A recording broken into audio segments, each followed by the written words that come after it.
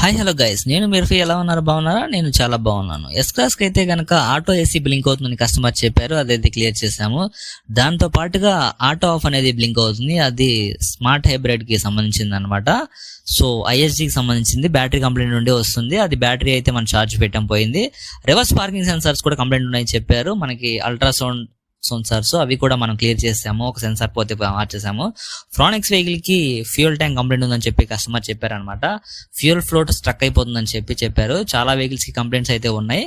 దాని తర్వాత సో దానికి ఒక సర్క్యులర్ ఉంది, అది కూడా నేను చెప్తాను నెక్స్ట్ వీడియోలో. ఫ్రానిక్స్ కి సేమ్ వెహికల్ కి బ్రేక్ ప్యాడ్స్ అయితే కంప్లైంట్ ఉన్నాయని చెప్పారు కస్టమర్. మనం ఓపెన్ చేస్తే కనుక బ్రేక్స్ అనేవి ఫుల్గా అరిగిపోయినాయి. కస్టమర్ మనం కాల్ చేసి చెప్పాము బ్రేక్ ప్యాడ్స్ మార్చుకోవాలని చెప్పి.